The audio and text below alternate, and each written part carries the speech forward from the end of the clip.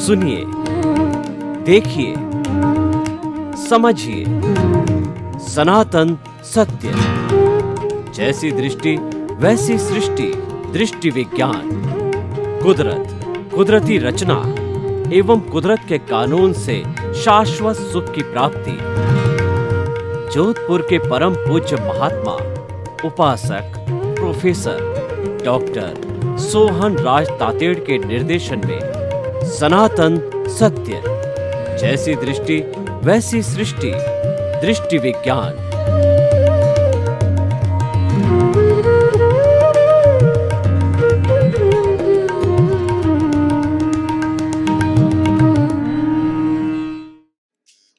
To nine भाई और बहनों, मातृशक्ति को नमन। स्टूडियो में आपका हार्दिक स्वागत है, अभिनंदन है, सत्कार है। आत्मविज्ञान साइंस ऑफ द सोल कार्यक्रम के अंतर्गत हम आपको सही दृष्टि, सही सोच, राइट विजन, राइट थिंकिंग के तहत जो है आपकी जो नकारात्मक सोच है, आपका जो चिंतन गलत दिशा में जा रहा है, उस चिंतन को हम सही दिशा में मोड़ते हैं, आपको सम्यक दर्शन देने की कोशिश करते हैं, आपको राइट विजन देते हैं और ये सारा कार्य हम अलग अलग एपिसोड्स के माध्यम से करते हैं। तो आज का हमारा बहुत सुंदर विषय है जो कि आपकी विजन को अच्छा बनाता है, वो है भारतीय आश्रम व्यवस्था। बहुत ही सुंदर विषय है। भारतवर्ष जो है एक धर्म प्रधान देश है। भारत है एक जो है गुरु प्रधान देश है और भारतवर्ष के अंदर एक जीवन जीने की पद्धति, एक बहुत बड़ा सिस्टम है। प्रारंभ से जो है भारतवर्ष में स्पिरिचुअलिटी को स्थान दिया गया है और यहाँ पर हमारा बाह्य जगत और भीतरी जगत का सामंजस्य हो, वैसी व्यवस्था बिठाई गई है। मोहनजोदड़ो हड़प्पा की खुदाई को भी देखें तो खुदाई के अंदर मालूम पड़ेगा कि हम भारतवासी जो आर्यों की संतान है, तो आर्यों ने हमेशा से जो है धर्म को स्थान दिया। उस खुदाई के अंदर मंदिर मिले, उस खुदाई के अंदर ध्यान करने वाले ऋषि मुनि मिले और उस स्थान पर पूजा पाठ अर्चना की कई विधियां मिली। इससे ऐसा लगता है कि हम प्रारंभ से ही जो है धार्मिक प्रवृत्ति की रुचि रखते थे। और दूसरी जो वेस्टर्न सिविलाइजेशन है, उन्होंने प्रारंभ से ही जो है भौतिकता को स्थान दिया। उन्होंने वो 5 इंद्रिय सुखों तक सीमित रहे कि 5 इंद्रियों का जितना सुख है वो ज्यादा से ज्यादा ले लो। Eat drink and be merry का उनका फॉर्मूला रहा। और उसके साथ साथ के अंदर जो भौतिकता है, वो भौतिक पदार्थ है, मैटर है, पुद्गल है, जड़ है, उसके ऊपर उन्होंने कार्य किया और कार्य करके और बहुत से आविष्कार किए। वो आज आविष्कार से पूरा विज्ञान बना। ये भौतिकता के आधार पर विज्ञान बना। लेकिन हम तो हमेशा से आध्यात्मिक रहे। हमारे ऋषियों ने, मुनियों ने जो है हमेशा इस शरीर को लेबोरेटरी बना करके और इस पर कार्य किया। और जब हम आध्यात्मिकता को स्थान देते हैं तो उसमें आत्मा आती है, पुनर्जन्म आते हैं, कर्म आते हैं, पुरुषार्थ आता है और उसमें एक सिस्टम बनाना पड़ता है जीवन का, जो कि मैं प्रारंभ से ही सिस्टम बना गया है। तो हमारी आश्रम व्यवस्था, ये जो हमारी भारतीय आश्रम व्यवस्था बहुत ही आइडियलिस्टिक है और पूरे विश्व के अंदर इसको बहुत सुंदर तरीके से देखा गया है कि हमारी पुरानी संस्कृति में देखें तो ऐसा माना गया है कि शरीर जीवनम, व्यक्ति की उम्र 100 वर्ष हो। और ये प्राकृतिक चीज है। प्रकृति ने हमको जन्म दिया तो 100 वर्ष की जीवन देकर के जन्म दिया है। और साथ साथ में हमारी बॉडी के अंदर यूनिबिल्ट सिस्टम बना दिया है। जैसा कि आजकल के टीवी और आजकल की जितना वॉशिंग मशीन वगैरह जितने भी इलेक्ट्रॉनिक उपकरण आ रहे हैं, उसमें यूनिबिल्ट वोल्टेज स्टेबलाइजर लगा हुआ है। ये वोल्टेज का फ्लक्चुएशन आएगा तो उसको सहन कर देगा और उस इक्विपमेंट को जलना नहीं देगा। तो उसी तरह से यूनिबिल्ट सिस्टम जो है प्रकृति ने हमारे भीतर भी बिठाया है, उसका नाम है इम्यून सिस्टम। वो इम्यून सिस्टम ऐसा सुंदर डाल दिया है कि हमारे कभी भी शरीर के अंदर जीवाणु पैदा हो जावे तो हमारे शरीर के अंदर प्रतिरोधात्मक शक्ति के रूप में जो सोल्जर्स खड़े कर दिए, जिसको कि कहा जाता है व्हाइट सेल्स कहा जाता है, आरबीसी कहा जाता है, रेड जो है सेल्स कही जाती है। जो हमारी व्हाइट सेल्स है वो सोल्जर्स है। कोई भी बाहर से जर्म आया तो उस पर अटैक किया और उसको मार देती है। हालांकि उनकी जो है उम्र बहुत कम होती है, उन सेल्स की जो है 90 दिन, 120 दिन, और वो बनती है और उसके साथ में समाप्त होती रहती है। लेकिन वो हमें बीमार नहीं पड़ने देती है। लेकिन हमने स्वयं ने अपने जीवन को अप्राकृतिक बना करके और कई एलोपैथिक एंटीबायोटिक ज्यादा खा करके उन व्हाइट सेल्स को हम ही समाप्त कर देते हैं। यानी आज इंसान की प्रतिरोधात्मक शक्ति समाप्त हो गई है। पहले तो प्रकृति के करीब नहीं रहता है, व्यायाम नहीं करता है, परिश्रम नहीं करता है, और उसके साथ में दवाइयाँ, बहुत एंटीबायोटिक ज्यादा लेने से हमारे जो आरबीसी और हमारी जो व्हाइट सेल्स है वो समाप्त होती जा रही है। तो उन कारणों से व्यक्ति जो है आज 100 साल की उम्र पार नहीं कर सकता है, 100 साल का नहीं हो सकता है। लेकिन जो भी हो, हम उस आश्रम व्यवस्था की बात करते हैं। 25-25 साल के 4 विभाग किए जीवन के अंदर। तो जन्म से पहला 25 साल का विभाग है, उसको ब्रह्मचर्य आश्रम कहा जाता है। और 26 साल से 50 साल की उम्र का जो जीवन है वो गृहस्थ आश्रम कहा जाता है। और तीसरा होता है कि जो हमारा 51 साल से जो 75 साल की उम्र का जो पीरियड होता है जीवन का, वो वानप्रस्थ आश्रम कहा जाता है। और चौथा जो है वो 76 साल से 100 साल की उम्र मानी है, तो वो आश्रम संन्यास आश्रम कहा जाता है।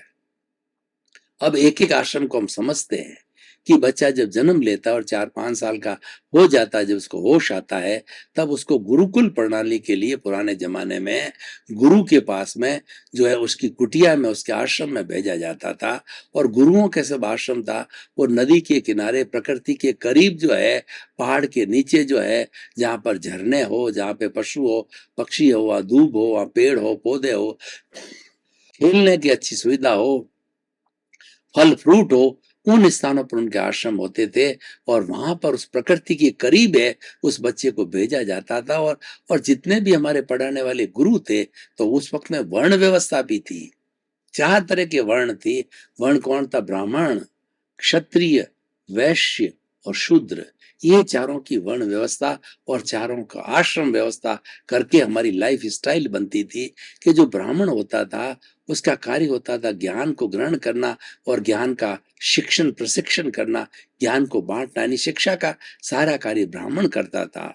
और दूसरा होता था क्षत्रिय, होता था जो देश की रक्षा करना, जो अपने इंटरनल कोई भी लड़ाई झगड़ा उसको शांत करना, और जो हमारा एक्सटर्नल यानी हमारे टेरिटोरी के ऊपर कोई भी लड़ाई झगड़ा हो, दूसरे दो प्रांतों, दूसरे जो देशों के साथ में, उसको भी करना, यानी लड़ाई करना का जितना भी कार्य था वो क्षत्रिय किया करते थे।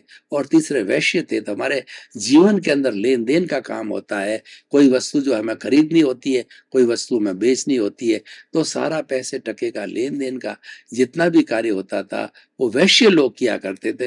वो हिसाब किताब रखते थे। बार्टर सिस्टम भी था कि एक चीज देकर के दूसरी चीज खरीदी जाती। मेरे पास में बाजरा है तो बाजरा दे करके मैं सब्जी को खरीद सकता था, या गुड़ को, या खाने की कोई चीज को खरीद सकता था। बार्टर सिस्टम भी बहुत चलता है। ये सारा जो व्यवस्था लेन देन का करना व्यापारी के रूप में जो करता था वो वैश्य कहलाता। और शूद्र था, वो समाज की सेवा करता था, सफाई का काम है, क्लीनिंग का काम है, ये सारा शूद्र करता था। चारों के अलग अलग ड्यूटीज थी। और उन आश्रम के अंदर जो है चारों ही वर्ण के जो लोग आते थे उनके अंदर कोई भेदभाव नहीं होता था। और गुरु भी उनके अनुरूप उनको शिक्षा देते थे। क्षत्रिय को क्षत्रिय की जो भाले है, बरसी है, जो है तलवार चलाना है, लड़ाई झगड़ा उसकी टैक्टिस है, वो सारी सिखाई जाती है। ब्राह्मण को ग्रंथ पढ़ाए जाते थे।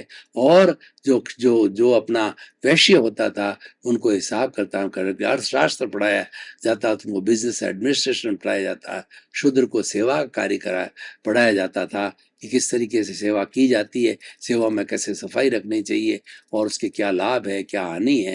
ये सारी बातें जो है वैसी शिक्षा 25 साल तक दी जाती थी। और उस समय के अंदर जो जो स्टूडेंट होता था वह फुल टाइम वहीं रहता था। और उसकी रोजी रोटी जो है वह जंगल में घूम करके लकड़ियां लाता था। यानी जितनी जो बेसिक फैसिलिटी होती थी वो स्वयं करते थे। श्रमदान होता था, बच्चे स्वयं लकड़ी लाना, पानी भरना और भोजन पकाना, ये सारी चीजें हो जाती थी। और दूसरा जो गांव के जो लोग होते थे वो जैसे कि वो उसको वो दिया करते थे, जैसे कि अनाज है वगैरह है और आटा है वगैरह है, सब कुछ, ताकि कि उनकी जो है वो सारी जो शरीर की आवश्यकता है, रोटी कपड़ा मकान जो है, शिक्षा तो देते ही थे, चिकित्सा वगैरह के लिए भी सामान देते थे, वो सारी जो है स्टूडेंट हॉस्टलर के रूप में जो है गुरु के पास रहता। और 24 घंटे गुरु जो है वो ज्ञान के साथ साथ में उसको जो है अच्छा जीवन जीने का सिस्टम देता था, भावनात्मक विकास करता था कि अहंकार कभी नहीं होना चाहिए, विनय आनी चाहिए, क्रोध नहीं किया जाना चाहिए, और छल कपट किसी के साथ मत करो, उसे घृणा करो। और माया और लोभ जो है, हमें अतिरिक्त लोभ है, ये हमें संसार में डुबाने वाला है। ये जितनी आवश्यकता हो उतना ही करना चाहिए, संग्रह नहीं करना चाहिए। इस तरीके से भावनात्मक विकास किया जाता था। ईर्षा, मत्सर यानी दूसरे की निंदा करना, ईर्ष्या करना, ये जितने भी जो है हमारे दोष होते थे, उन सब दोषों को न करने की जो है शिक्षा पहले दी जाती थी। और वो शिक्षा जो है, वो शिक्षा जो पढ़ाई जाती है उसके साथ साथ भी दे करके और बच्चे को विनयशील बनाया जाता था, बच्चे को गुणवान बनाया जाता था। 25 वर्ष तक जो बच्चा पूरी शिक्षा हासिल कर देता था, तो गुरु उसको आशीर्वाद दे करके और घर भेज देता था, तुम्हारी शिक्षा संपूर्ण हो गई है, अब तुम जाकर के लोक कल्याण का काम करो, गस का काम करो। तो 51 साल की अवस्था के, मतलब जो उसकी 26 साल की अवस्था के अंदर उसकी शादी कर दी जाती थी। शादी के बाद उसके बाल है, बच्चे हैं, उनका पालन है, पोषण है, कमाना है, घर बनाना है, और बच्चों को पैरों पर खड़ा करने तक की सारी जिम्मेवारी जो है वो 50 साल तक वो संपन्न करता था। और ऐसा कहा जाता था गृहस्थ आश्रम में जब बच्चे पैरों पर खड़े हो जाते थे, सुसंस्कारी हो जाते थे, कमाने लायक हो जाते हैं, तब तक और उनकी शादियां भी हो जाती है। ये सब कार्य माँ बाप की ड्यूटी होती थी, ये संसारी कार्य गिना जाता था। और उसके बाद के अंदर जो है वह माता पिता उस अपनी जिम्मेवारी से मुक्त हो जाते थे, मुक्तता का एहसास करते थे।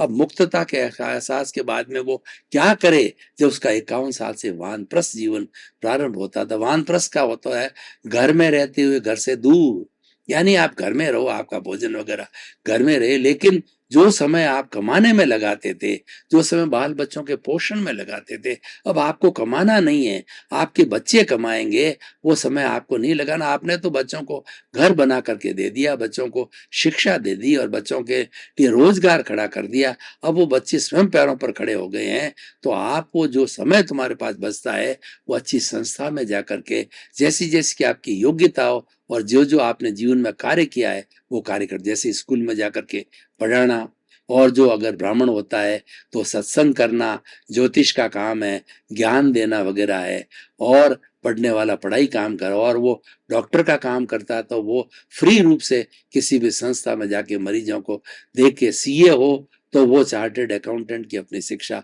फ्री करे।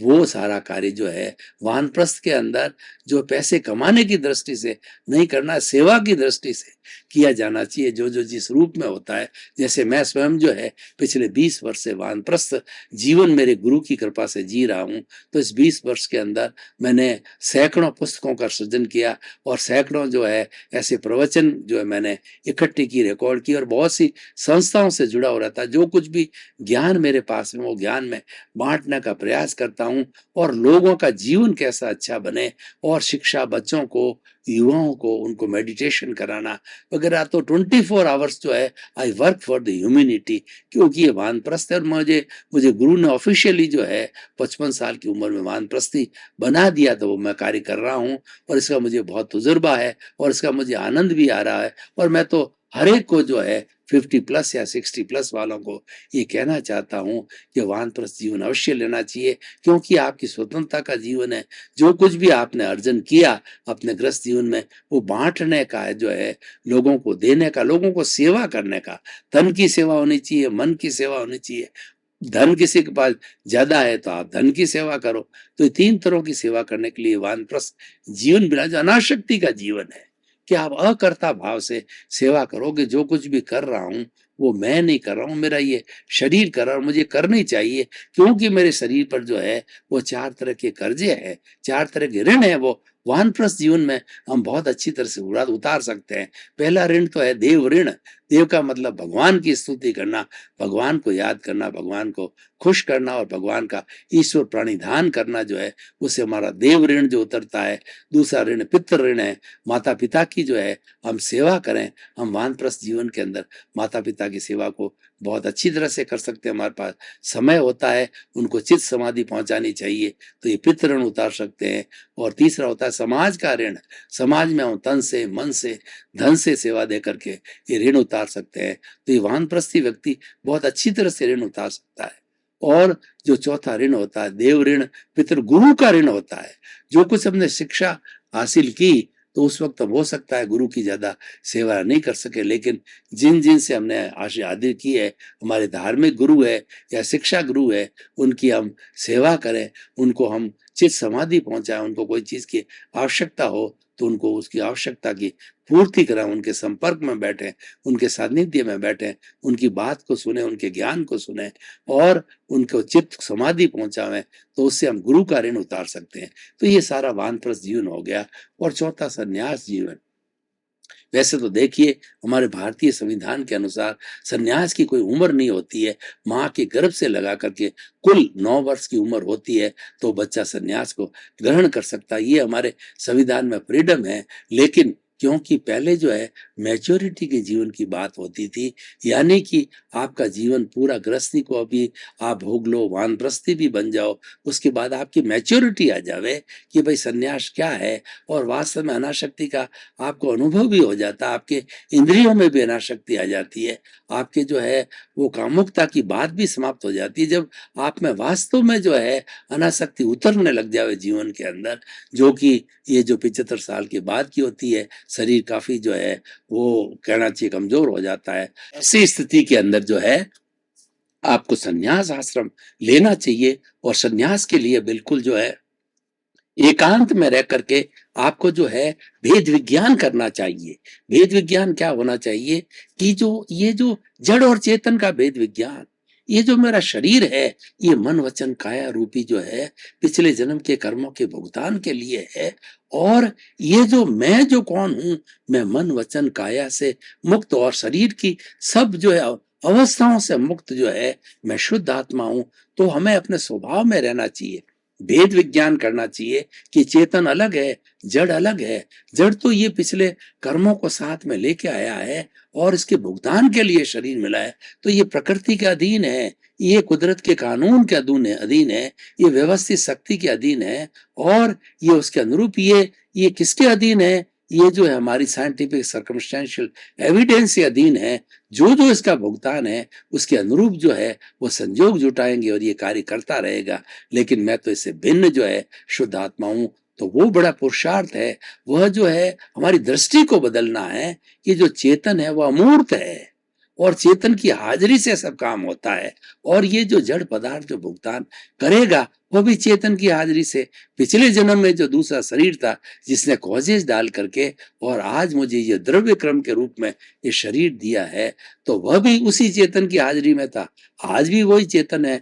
और आज ये जो जड़ में रहता रहता जिस तरीके के भाव बनाएगा, नए कॉजेज डालेंगे, उसके अनुरूप जो है हमारी आगे जाकर के जो है नई प्रतिष्ठित आत्मा बनेगी। मतलब इस जन्म के अंदर जो है हमारी प्रतिष्ठित आत्मा डिस्चार्ज रहती है और साथ साथ में जो चार्ज होता है वो चार्ज वो अलग जन्म में जाकर के वो डिस्चार्ज जो प्रतिष्ठित आत्मा बनती है और कर्म डिस्चार्ज होते रहते हैं। तो ये अगर हमारे पास अज्ञान है तो हर वक्त में ये चार्जिंग का काम चलता रहेगा। और हमारे अगर हमने अज्ञान की जो है वो वेल्डिंग को तोड़ दिया, अज्ञान की वेल्डिंग को तोड़ने का अर्थ क्या है कि हमारे जुदापन की जागृति, भेद विज्ञान, ये अलग है, मैं अलग हूं, ये तो जड़ है, मैं चेतन हूं, मैं तो अमूर्त हूं, मैं तो अनंत ज्ञान वाला हूं, मैं अनंत दर्शन वाला हूं, मैं अनंत शक्ति वाला हूं, मैं अनंत सुख का धाम हूं और मेरे पास वो सुख है जो अक्षय सुख है। तो ये जो अवस्था मैं तो उसके अंदर रमण करता हूं, वो मेरा स्वभाव है। स्वभाव में रमण करना, अपने स्वरूप में रमण करना, ये दृष्टि परिवर्तन है और यही पुरुषार्थ है। इस दृष्टि परिवर्तन के द्वारा हमें पुरुषार्थ दृष्टि में है, पुरुषार्थ करने में नहीं है। ये तो परिणाम है, ये तो पिछले जन्म के अंदर हमने जो कुछ भी एग्जाम दिया था उसका रिजल्ट है। जैसा एग्जाम दिया वैसा ही रिजल्ट मिलेगा। एग्जाम पिछले जन्म में दे के आए, भाव पिछले जन्म में कॉजेज खड़े किए थे, वही भाव सत्ता जो है वो आज कर्म सत्ता के रूप में बन करके आई है और उसके अनुरूप ही चल रहा है। इसमें मुझे स्वतंत्रता नहीं है, बिल्कुल परतंत्र हूं मैं। और ये जो कुदरत है वो किसी को कुदरत है वो उसने जो है कर्ता बनने की जो है ऑथोरिटी नहीं दी है, इसलिए कोई कर्ता इस सृष्टि में कर्ता कोई हो ही नहीं सकता। और अपने आप को उसके विरुद्ध जाकर के, कुदरत के विरुद्ध जाकर, कुदरत की रचना के विरुद्ध जाकर, कुदरत के कानून के विरुद्ध जाकर अपने आप को कर्ता मानना, कर्ता मानने का मतलब क्या है कि ये धन मैंने कमाया और ये घर मेरा है, ये परिवार मेरा है, बाल बच्चे मेरे हैं, मैं पति हूँ, मैं किसी का पिता हूँ, मैं किसी का पुत्र हूँ, मैं बड़ा विद्वान हूँ, मैं बड़ा लेखक हूँ, और मैं बड़ा मिनिस्टर हूँ, और मेरे इतनी पद वाला है, मैं इतनी प्रतिष्ठा वाला हूँ, मेरी इतनी शोहरत है, मैं और मेरा। ये जो कर्ता भाव है, ये ऑथोरिटी नहीं दी गई है कुदरत ने, हम ऑथोरिटी ले लेते हैं।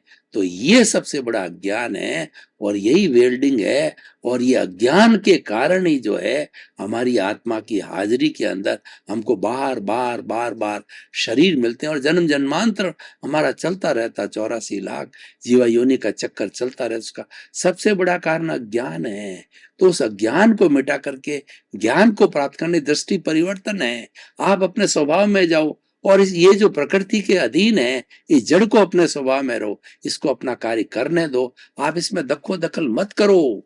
आप तो ये कहो कि ये जो शरीर है, ये मन वचन काया रूपी शरीर है, इससे और इसकी सब प्रवृत्तियों से मैं तो मुक्त हूं, इसके बीच में टांग नहीं अड़ानी, इसके साथ संपर्क स्थापित नहीं करना। जो ही हमने शारीरिक अवस्था और इससे जुड़ी हुई किसी अवस्था के साथ संपर्क जुड़ा, तो जुड़ते ही राग द्वेष पैदा हो गया।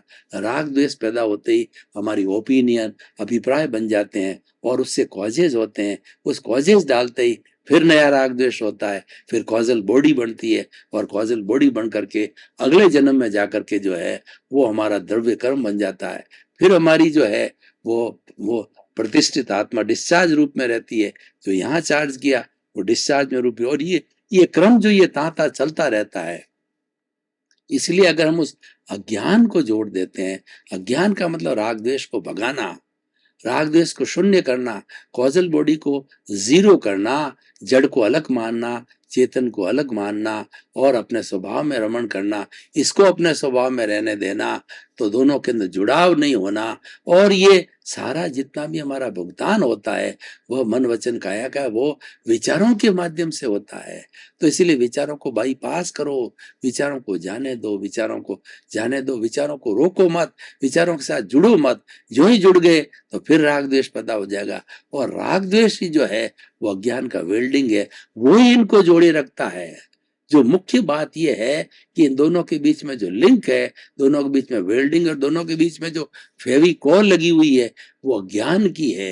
ये अज्ञान, भाई और बहनों, आपका बहुत बहुत धन्यवाद।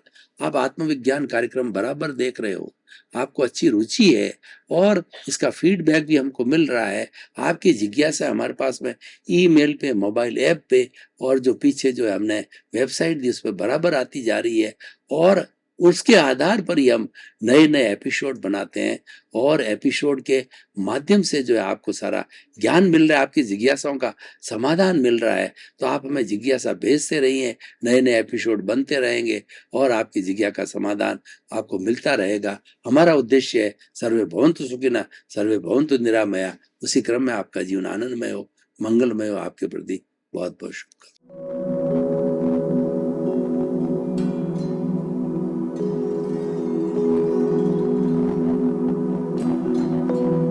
एक ऐसा अंतर्राष्ट्रीय ख्याति प्राप्त मानव जो गुरु प्रेरणा से पिछले 20 वर्षों से वानप्रस्थ जीवन जीते हुए 24 घंटे मानवता की सेवा में संलग्न है। एक ऐसा मानव जो अभी राष्ट्रीय, अंतर्राष्ट्रीय टीवी चैनलों पर 7,500 एपिसोड के माध्यम से सनातन सत्य, आत्मविज्ञान एवं पुनरुत्थान व्यवहार एवं निश्चय जगत के जीवनोपयोगी विषयों पर हृदय स्पर्शी प्रवचन कर चुका है। उस मानव का नाम है महात्मा उपासक प्रोफेसर डॉक्टर सोहन राज तातेड़।